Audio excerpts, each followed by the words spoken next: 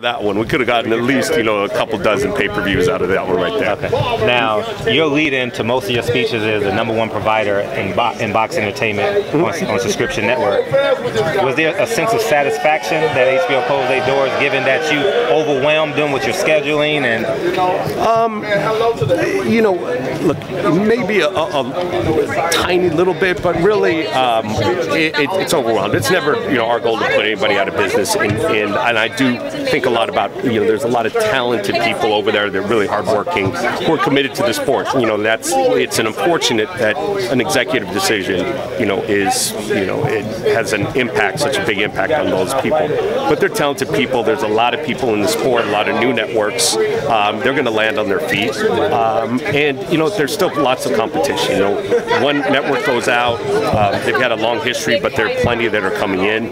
So it's not any easier. And for the fan, I think it's a great development. You've got multiple networks fighting for the best content and trying to put on the best content. And I think as long as we all put on good content, it's great. What's not great is if you've got one platform that says, hey, I've got 50 dates, and another platform that says, I've got 70 dates, and you're putting on filler.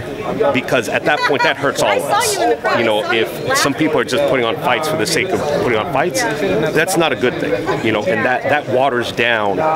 People begin to be sort of like, it's just another fight, another filler fight. So I am optimistic about the future as long as people are holding themselves to a high standard of quality. Can you speak to the level of importance you and the teamwork you and Al Heyman has put into PBC and developing a relationship and getting money for these fighters and getting dates for these fighters?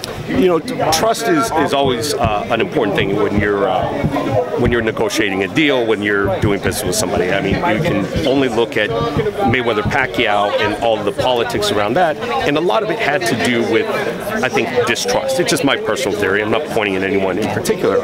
But when you actually saw Floyd and Manny get together and talk directly, one of the biggest things they talked about was, hey, do you want the fight? Yeah, I really want the fight. Do you really want the fight? Because there's such an aura of distrust. So I think when you trust your business partner, you trust people you're doing business with, it allows you to sort of move together toward a common goal. And, knowing where PBC was and knowing where our ultimate goal is, sure, when he said, when PBC said we're going to take some of these fighters to network TV, there was a lot of concern. There was a lot of, Showtime Boxing's over. We were assured, look, this is going to be an experiment. You're still going to get your good fights. Deontay went to a network.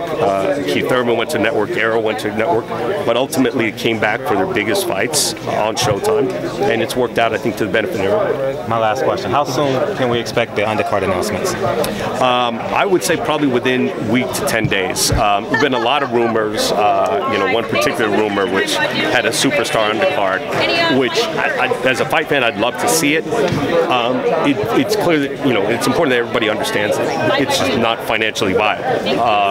As much as you'd like to do that, at a certain point, the guys who are financing this fight are Tyson and Deontay. All the expenses come out of out of their purse. The event makes $20 million, but $10 million has to pay out the undercard.